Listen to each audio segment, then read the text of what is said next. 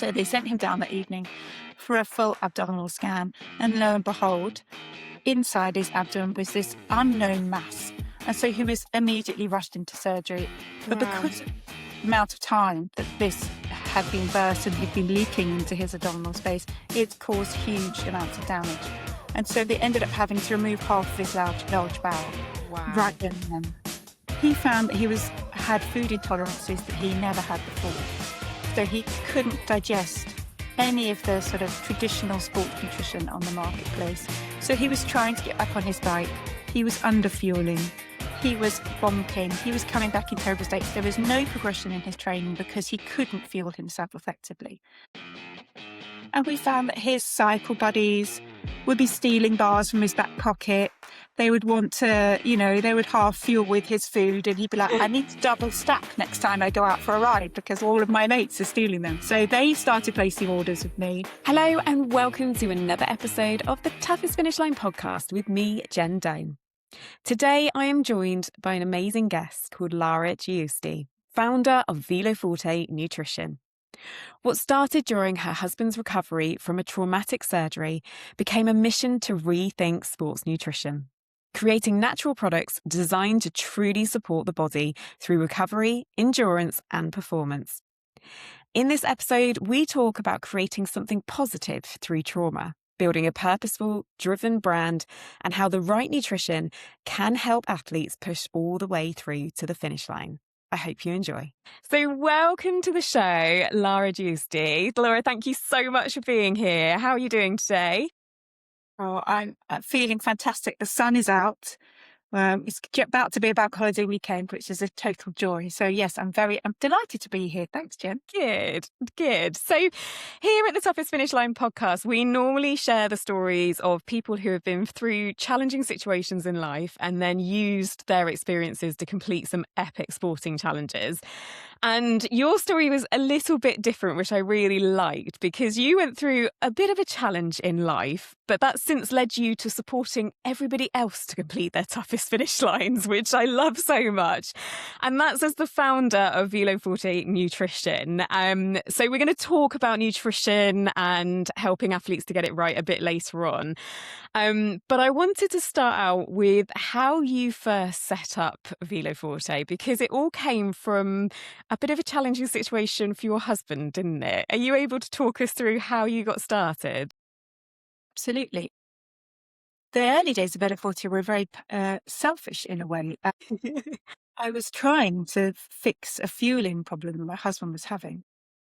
Back in 2015, which seems an awfully long time ago now, my husband suddenly developed really strong abdominal pain. And he put it down to working too hard in the gym. He'd strained an ab and, I'll be fine. This will go away in a couple of weeks. It'll all be good. And progressively, he got worse and worse and more sick, to the point where he had a raging temperature and his abdomen was really acute and tight and very painful. So he was rushed into A&E, and they immediately admitted him, but couldn't find a source of what was going on inside his abdomen. They had done ultrasound scans, he'd had all blood works done. We knew he was septic, so that means he's got an extreme infection inside him. Well, they couldn't find a source.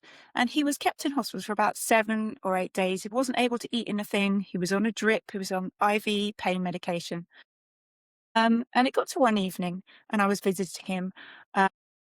And the evening wardrobe came round, and the registrar at the time said, well, look, you're presenting really healthy. You're talking, your pain seems to be under control. So maybe we'll just send you home. Maybe this is just an anomalous thing.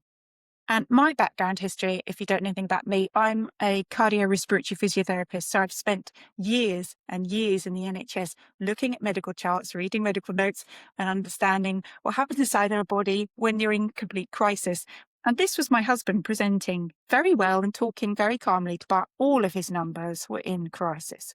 Wow. And I'd made a plea. I said, please just check one's mind. Why don't you do a CT abdomen? Just have a real look at him. So they sent him down that evening for a full abdominal scan, and lo and behold, inside his abdomen was this unknown mass, which was causing a huge inflammatory change. And so he was immediately rushed into surgery and had, emergency surgery. We didn't know what the cause was. Nobody, Right. nobody knew what the cause was at that time. And we had to sign, documents saying you may have a colostomy at the end of this surgery. We do not know what the end result was. And for a 40-year-old, he's got young kids, active individual. At the time, he was running his own advertising and brand agency, self-employed. This was a huge life change that we were looking at. So they managed to get him into theatre. They opened him up, and they could see that actually what had been triggering all this inflammation and pain was actually a burst appendix. But my husband's appendix wasn't where normal people's appendixes were. It was actually, he was born with a physical abnormality. So it was somewhere else in his abdomen. It was higher up than you'd expect. Hence, all the scans and everything were coming back as normal. But Wow. because of the amount of time that this had been burst and had been leaking into his abdominal space, it caused huge amounts of damage. And so they ended up having to remove half of his large bowel right Wow. then and then. Now, luckily enough, the rest of him was so healthy they were able to connect again, so he didn't end up with a colostomy bag. But we weren't sure what the cause of this inflammation was, so they'd be banding around terms like mass. They use very generic terms, and of course, when you hear mass, you think of cancer. Of course you do. So for another 2 weeks after surgery, while everything's going off for all the tests, we're still unsure what was causing this. Thankfully, no cancer. Thankfully, it was a burst appendix, which has encapsulated itself in the body's amazing way to try and protect itself, Wow. sort of internal mass. And then began the long road back to recovery for my husband, Mark. It was weeks in hospital. He had a huge abdominal incision. And then 10 days later at home, when he came to have his stitches removed, he suffered another setback. Half of his wound opened up. It's called a dehiss. And uh, it's unbelievably stressful. And you just feel so unempowered. You're so out of control in that moment. But like, I'm fast forwarding now to many years later. He's fit as a fiddle Good. and he's doing really well. But in that moment, in that critical moment of acute illness and then prolonged recovery and enforced rest because he needed his wound to heal fully, he lost vast amounts of weight. He lost vast amounts of muscle mass. And so his road to recovery was slow, very slow. And because of the operation that he had, he found that had food intolerances that he never had before. Wow. So he couldn't digest any of the sort of traditional sports nutrition on the marketplace. We all know it's made with highly refined ingredients and is pretty much a cocktail of additives. He couldn't tolerate it anymore. So he was trying to get back on his bike. He was under fueling. He was bonking. He was coming back in terrible states. There was no progression in his training because he couldn't fuel himself effectively. And so we were stuck with a place where he wanted to train. He wanted to get stronger. He just couldn't get the fuel in to support that. So, at the time, alongside my cardiorespiratory background, I've done many jobs in my life. I am a jack of many trades and hopefully a master of the Bella 41. Yep. Um, I was already running a little micro baking business out of my home kitchen, making Italian cakes, panforte, which is what the Bella Forte bars, the original products, are based on. So I was starting to make more sports-related versions of these, taking out the alcohol, and making sure that the macros were right for carbs and protein for endurance exercise, and sending him off with these little prototype bars in his jersey pocket. And it was doing brilliantly. And the turnaround was spectacular because he could adequately fuel on the bike. So he was able to do longer and longer rides. He wasn't crashing. He came back, and obviously the recovery fuel was from home. So that was all real food. He was able to fuel with real food, real carbohydrates, real proteins.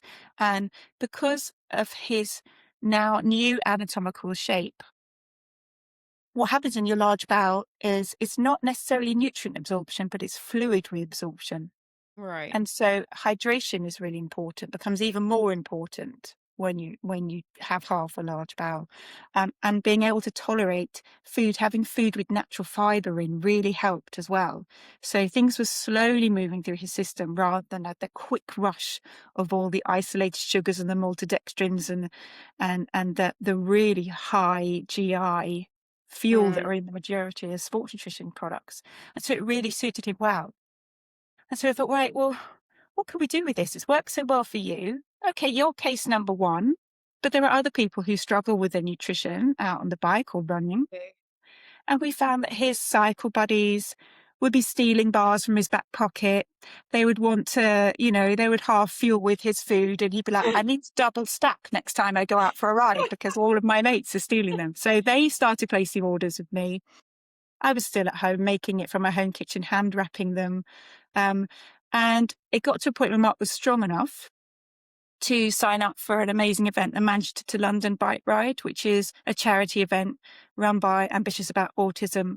And you do a all in one ride, Manchester to London in one go. And he felt strong enough and he went armed with pocket loads of prototype Veloforte bars. And he just said that he felt really well fueled, high energy, and has saved so many riders along the route who weren't fueling with their gels, with their bars, because they simply couldn't tolerate them. Hour 6 into a ride, I don't want another No. fake strawberry flavoured gel. I don't want another crumbly oat bar that's disappearing in my pocket and, is filling me with fast sugars, but not much else. And so he was sort of rescuing people left, right, and centre with my little homemade Veloforte bars. And we got back from that ride, and he was buzzing. He was flying high. He'd done the most amazing time, and he said, "We got to do this. This is something that's really going to help loads of people." And so we started a little business. Mark has said his background is advertising and brand. And so we just built a tiny little website. We're only making 3 bars. We're still making it in the home kitchen. And we obviously registered the home and had all the food safety regulations and started producing. And that's where Veloforte began. So it came from home with ingredients I had in my own kitchen cupboard. And that's where we still are now. If anyone has ever had Veloforte, when you look at the back of the pack, you understand, you recognise the ingredients. It's dried dates, it's toasted nuts, it's real spices, it's fruit syrups, it's things your body wants because it tastes great, and they do taste great. And it's things your body can digest really easily when you're out for hours and hours on the trails or on the roads. Incredible. And it's just, I mean, talk about sliding doors in life, but, something that was a awful situation for your husband and for you, having to watch him go through that and to turn it into where you guys are now is just so inspiring. And I guess one question is for your husband, what do you think you creating those bars, how do you think that helped his recovery and in terms of his mental health and getting back out there? Cycling for him was his thinking space. Yeah. I think a lot of people really feel that when they're either running long distance or cycling long distance. It's a freedom, isn't it? You just have to concentrate on the road. Your intrusive thoughts are disappearing and you're just thinking you're in this time zone, you're doing it for you. And that's such a positive mindset from coming from an emergency illness. There was no build up to this. He was suddenly thrust into an acute medical emergency, to then having all of that taken away for a prolonged period of recovery, not being able to move because he needed to heal inside and out. And then trying to claw back and being able to do that because you couldn't tolerate the food. And then finally finding a solution which allowed you to increase the miles, to put on your muscle, to really support your endurance performance. I mean, it was transformative for him. And also the feeling that, you're actually making a difference to even your friends' lives, to your cycling Yeah. buddy lives, to potentially other people who are struggling with fueling. I think it was a huge motivation for him. Yeah, absolutely. And I imagine it kept him going when things were really tough. And I know myself, it's soul destroying when, if I'm feeling a bit unwell and I'm like, I just want to get out for a run or get out for a bike. But when it's that prolonged period of time, like you say, it can be incredibly challenging. So I love the creativity that there was a tough situation there, but you overcame it and you helped battle through it. And as we say, you're now supporting hundreds of athletes, thousands of athletes to Yeah, create their toughest finish lines. Um, and so for the brand and things, that's your kind of main kind of key thing about it, isn't it? That it's all natural products. Is that right? absolutely. We call ourselves a nature-led nutrition brand, as in everything that's in the product has grown from nature. It's from the ground, it's from a tree, it's natural minerals that you find in seawater or in the ground. And if it isn't there, then we won't put it in our food. So I want you to taste the ingredients. So if it's something that says strawberry on the front of the pack, it means there's got freeze-dried strawberries in it. It's not strawberry flavored. There's no strawberry colorings. It is real food ingredients. Because when you eat whole foods, you don't only get the carbs or the protein. They're a matrix. It's a food matrix that comes with all the wonderful antioxidants, the polyphenols, the fibers, the natural fats, and all of these things are feeding your performance. It's not just an isolated sugar. I know this is going to spike my blood sugar. This is going to help my muscles perform fine. Yes, I'm not detracting from that. But Yeah. what else can you get from your food that is actually feeding your lifelong health? Because it now is fueling when you're in an event or in a challenge. Yes, you're fueling for that actual time span, but what effect is that having on you over your lifetime span? And that's what we're really interested in Bella Forte, is looking after the now and the long term. So if you can tick boxes with fueling for your event, fueling your exercise, fueling your training that you know is foundationally good for you in the long term, then that's what we want to make at Bella Forte. I love that. I love it so much. It's just protecting yourself during a race, but also that long term, so you can keep racing and you can keep getting back out there, which is Absolutely. huge. And so thinking back then, there was you in your kitchen with you mentioned 3 bars. How did you scale that? Because it's not just 3 bars anymore, is it? There's a It whole selection of products There is a available. plethora A of real plethora, yeah. food available for all you lovelies. Um, so I couldn't make it in my home kitchen for very long. My house, and if for any entrepreneurs listening out there who have started things in their house, turned into a storage, a production, a dispatch unit, and I had 2 kids in primary school. It was a big juggle. So we had to move it out of the house, which is the best day of Bella Fortes, when you move it out of your own home. And I started making it in a small production kitchen in northwest London in Kilburn. And we'll be doing 3 days in the kitchen and 2 days of packing, wrapping. And we did that for about a year while we were building up our database, while we were finding new customers, really understanding the voice of Bella Forte and the role of Bella Forte in people's fueling lives. And we're lucky enough to meet our bar manufacturing partner. We're at a trade show, and their values completely aligned with ours in that all of our products are handmade. So they're made with real care and attention. The raw ingredients are the highest quality. The dried fruits are picked at their prime and naturally dried, and the nuts are toasted and cut to size in the bars. So nothing is just off the shelf. And we're doing that ourselves. And I was super passionate about, I didn't want to, compromise on that just to No. scale production, because these are our inherent values.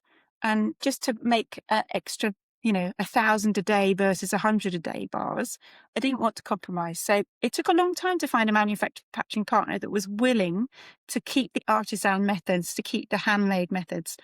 But we found our manufacturing partner. They fell in love with the products. That's the whole thing. They were like, we can't stop eating your Bella Forte bars, and we don't even run or cycle. We're like, well, that means that was a good thing. And so we handed over production. There was a period where of learning and training, because it's a very hands-on Of course. technique.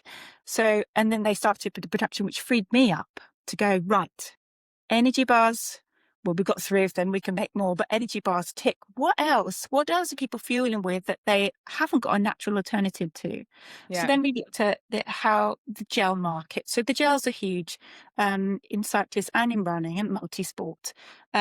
What are they making? What's it made with now? And what from the plant world can we introduce that would match the macros of the isolated, the synthetics, the refined ingredients? And so we blend plant-based syrups. We do maple syrup and brown rice syrup and date syrup, and we use fruit juice concentrates for flavor, and we use real botanical ingredients. There's elderflower in one of them. There's real ginger and cinnamons. And for a caffeine source, we go to the natural world. So we use guarana as a caffeine source, which is a ground up seed, grows in South America, has a wonderful release profile instead of like a synthetic caffeine, which smacks you in the face and then drops you on the floor. Yeah. We've all felt that, right? You have this like, "Ooh," and then, ugh. Guarana has this wonderful slow release program that then keeps you up there high. We're ingredient led, nature led, ingredient led. So we look to the natural world. What can you give me from your carbs and proteins and extra anti-inflammatory benefits from botanicals? And how can we package this in a really portable and palatable, which is really important, Yes. Yeah. way for you to take on your rides and your runs? Now, I mentioned palatable because the science of deliciousness is real, right? It's not just, oh, that tastes nice. It's the first trigger of digestion, something that tastes of something, stimulates your amylase, stimulates your saliva, which starts breaking down your food. It tells your brain food is on its way. Your stomach gets ready, your digestive system gets ready, and you're already, preempting that digestive phase. If you're eating something that tastes of nothing or tastes synthetically overly strong, that's negative messages to your brain. So why not tap into that fun Mm. foundational trigger for digestion? Use real flavors, use spices, use things that engage your taste buds and motivate you to fuel. So, every 20 minutes I need to take a gel or have a couple of energy chews. What flavor am I going to have now? Am I going to have just a flavorless one? No, I'm going to have a bit of caffeine. I'm going to have some coffee. I'm going to have some blackcurrant. I'm going to go for a mango. I'm going to, use the variety of flavors and textures to motivate your fueling. Because essentially, to keep your performance on track is all about drip feeding the energy in as you're using it. So if you can keep up with your fueling program, then your performance will stay on track. If you drop off your fueling program, your performance will drop off. And it's as simple as that. So choosing a food that you're motivated to fuel with, something you know you enjoy the taste of, or maybe it actually challenges your taste buds a bit. We do a beetroot gel. It's brilliant. It's called Primo. It's beetroot and lemon. And sometimes when you're fueling with sweet on sweet, the last thing you want at that next, when your Garmin goes beep, is another sweet thing. We like to use spices. We like to use savory flavors in there as well, just to give your taste buds a bit of a kick, Yeah. a bit of a break. So, there's method in the madness of some of the ingredients that we use.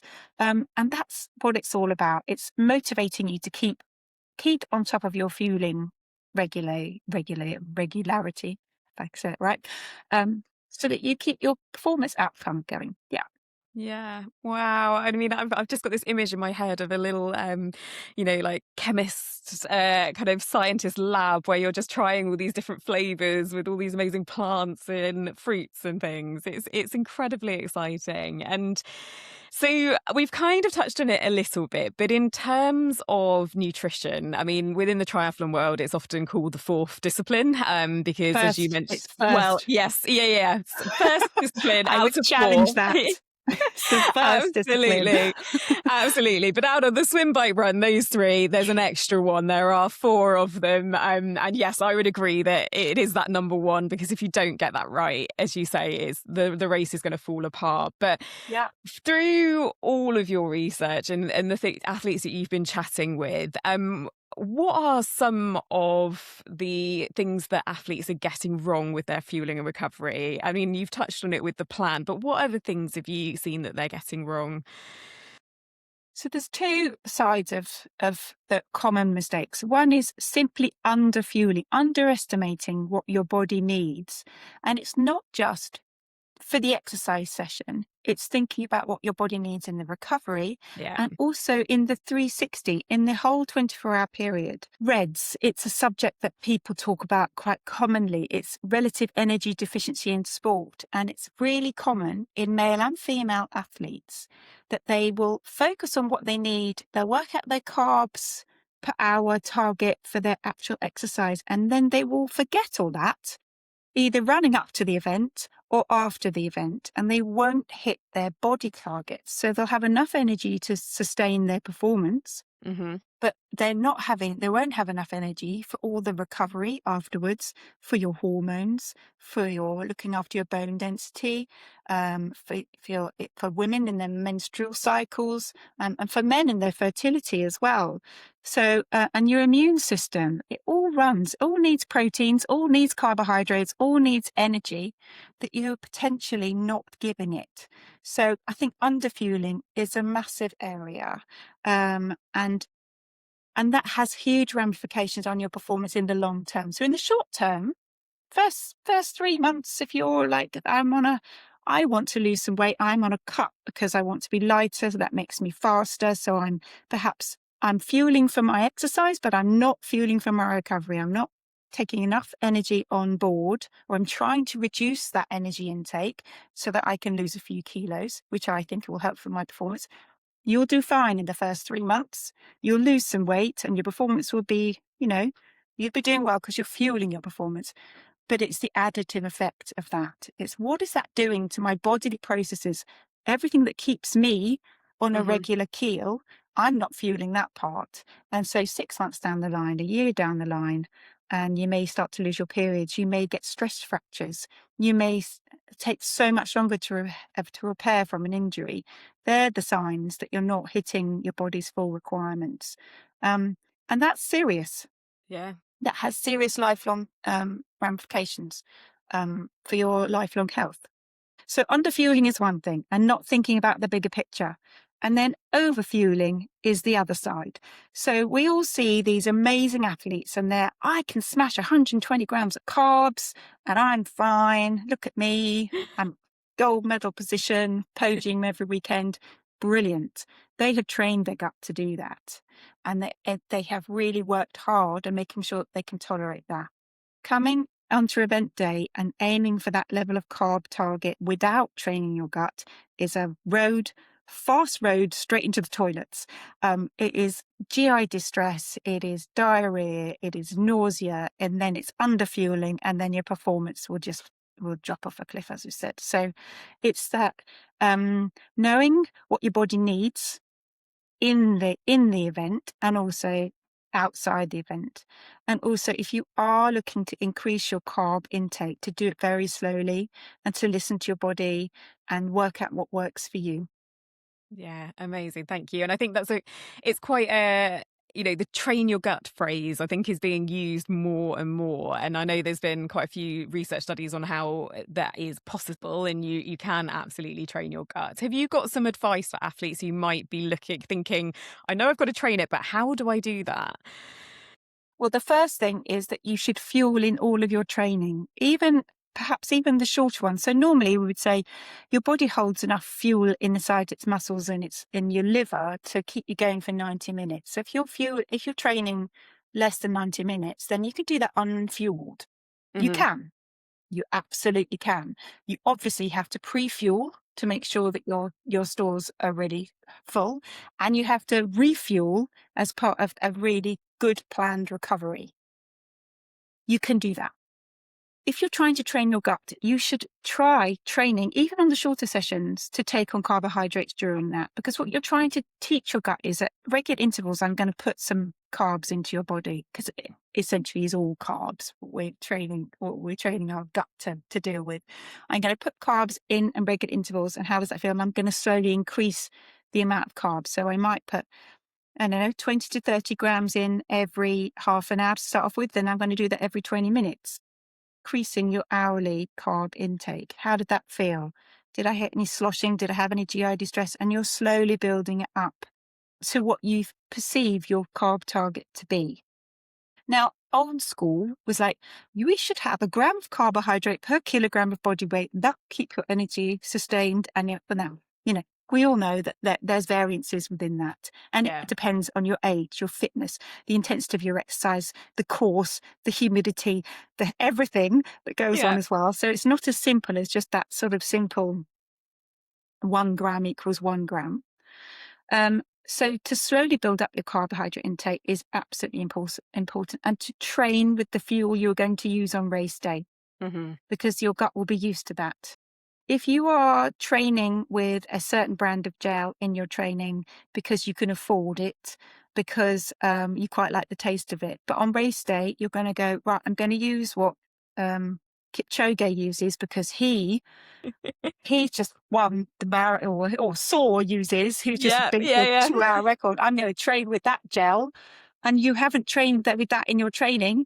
You are on a quick road to gastric distress. So train with the fuel you're going to use in your race and slowly build it up. I think that's golden advice there. And I was actually working the London Marathon show last weekend, and it blew my mind how many people were coming to the stand next to us and going, "Oh, I'll try a few of those, and I'll try that tomorrow on race day." And it was something completely new for them that they hadn't trained with. And as you say, it's kind of that fast track to not being able to finish that race. Really struggling with that upset stomach, diarrhea, all of those things. It was Absolutely. it was quite eye-opening. Yes, very much so. And sphincter opening for some people, I'm Well, sure. yeah. Absolutely, sphincter opening. I like that for sure. And so, I mean, I love just the idea of how this started out in your kitchen, helping your husband.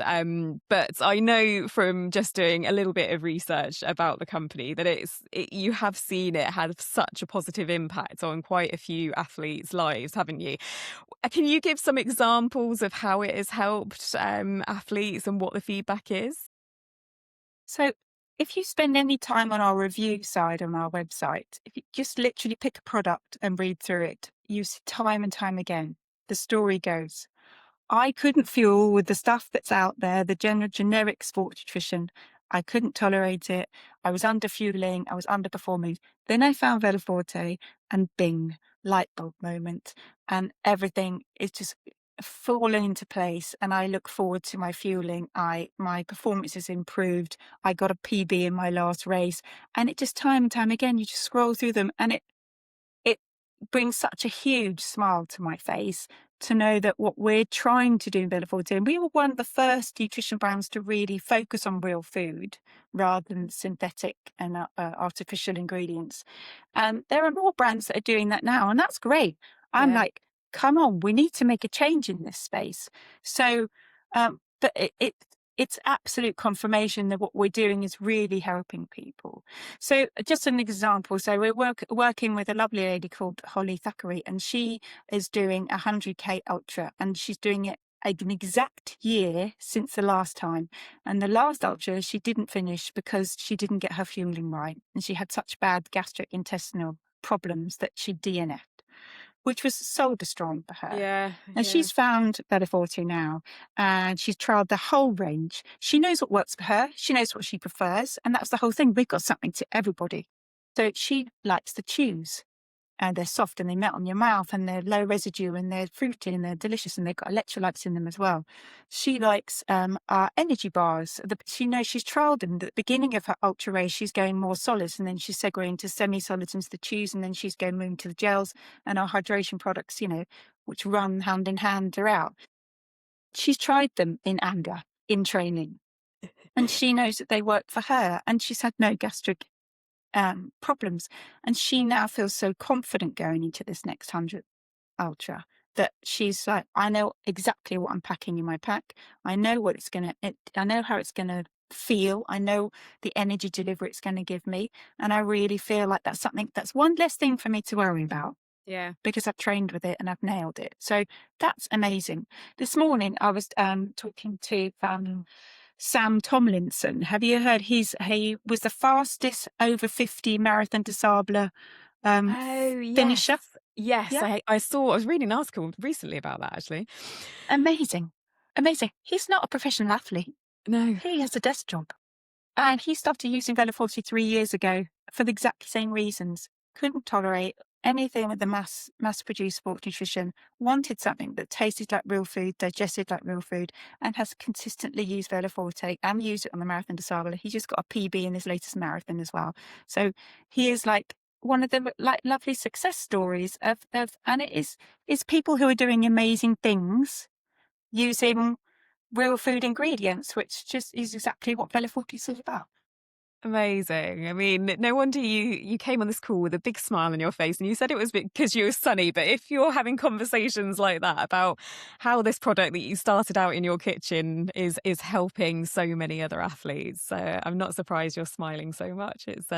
It's really great to see. And so, just thinking then, for someone who might be taking on a challenge and, an endurance event or starting out in their journey with sport and fitness, what's one piece of nutrition advice that you would give them to help them get started? I would say, and this is quite a big bit of advice, your foundational nutrition is the most important. It is your 24-hour a day approach to nutrition. And if you get that right, or if you get that better, then whatever you're putting in your body when you're doing your training, when you're doing your event, is like the sugar on the top, right? It's the magic juice. You need to get your foundational nutrition right. So that is looking at the macros that you eat every day, the quality of the food that you're putting in your system, making sure that you're reaching your carbohydrate, your protein, your healthy fat targets, and get that right, the foundational stuff right. And then what you do on race day or in your training, you're just topping up.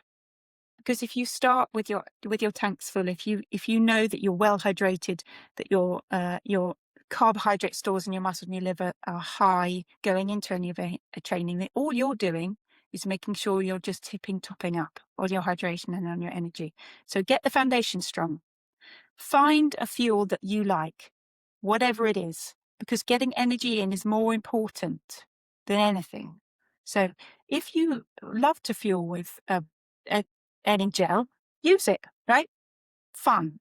You need to replace the energy because that's going to help your performance. That's going to help your lifelong health because, as we spoke before, you need to look at your energy, your energy availability throughout your running and in your off times as well. And don't neglect recovery. So we haven't really spoken about recovery very much, but you don't get adaptation unless you fuel that. So exercise is your stimulus. You won't get adaptation unless you feed your body what it needs to build muscle, to repair muscle. And it's not just your skeletal muscle, this is your heart as well. Yeah. So, this is the major powerhouse of our bodies. Your heart's a muscle. It needs the protein, it needs the energy. So if you're not adding that back in the right time frames, you're going to miss out on those recovery windows. And I think lots of people don't understand that the recovery window, your optimal recovery window, is quite short after endurance exercise. It's within the first hour. So even within the first 45 minutes, you've got this amazing recovery window where your body is so receptive on taking on carbohydrates to refuel your muscles, using proteins to help repair your muscle fibers. And, when you need your electrolytes to come back in, your fluids coming back in at that point, if you can nail that first early recovery window, then you're going to really improve your recovery timelines. So it's trying to kickstart your recovery in that very early window. So if that means you finish a ride or a run and your home is not your finish point and it takes you 45 minutes an hour to get back, you have to Yeah. have something in your car. Have portable recovery things. Take a recovery shake with you. Have it when you've finished. Have a recovery bar, carbs, proteins. Make sure you're taking on both of those, not just all protein. People Yeah. think protein for recovery. Actually, carbs are really important in that early window. You need to start restoring your muscle glycogen stores as well as taking on proteins as well. So you'll see the majority of protein products are 3-to-1 ratio. That's 3 carbs to 1 protein. So you can see how important carbs are in that early Yeah. recovery window. You've got much longer to load protein. You've got up to like 2 to 4 hours to load protein. Us women, we possibly should take protein in a larger quantity earlier Right. because of the way our physiology works is different to men. So carbs still important, protein important for women earlier, and men can time their protein a little bit longer. They've got a larger window. But it's not understanding that and missing that really important window Yeah. that prolongs your recovery rate. Such golden nuggets of advice there, Lara. I love it. Thank you so much. And I like that thinking, because I think a lot of athletes do it, that they just focus on the nutrition for the workout or for the training session or for the race. But as you say, it should just be your overall nutrition, shouldn't it? Of the build up afterwards, your whole day to day. Absolutely. Amazing. Such useful information. And so, coming to a finish then, what's next for Villa Forte? Have you got plans for newer ideas that you can share at all, or any Jen, events coming up? Jen, I can't tell you my top secrets. We can. We've got lots of new. Well, I'm a very productive person, and I'm in charge of all new product development. So there is always things in the pipeline. We've got some new gels coming out in larger formats because we've had lots of feedback from ultra athletes that having a larger serve size is easier to deal with, less packaging. So we haven't compromised, as I said, no compromise on the ingredients, no compromise on the makeup of them, but just in larger portion sizes. So we've got new gels coming out.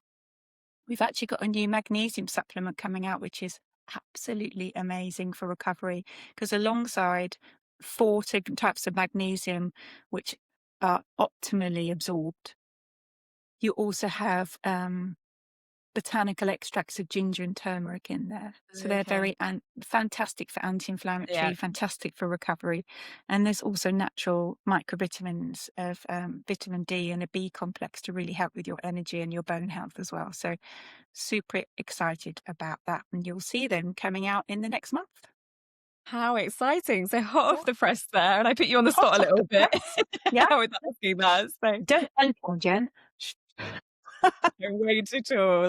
Laura, it's been an absolute pleasure having you on, and thank you so much for sharing your story. And yeah, I just loved how you went through a challenge, but now you're just supporting everybody else's toughest finish lines. So thank you for all you've done, and thank you so much for coming on the podcast. That's my absolute pleasure.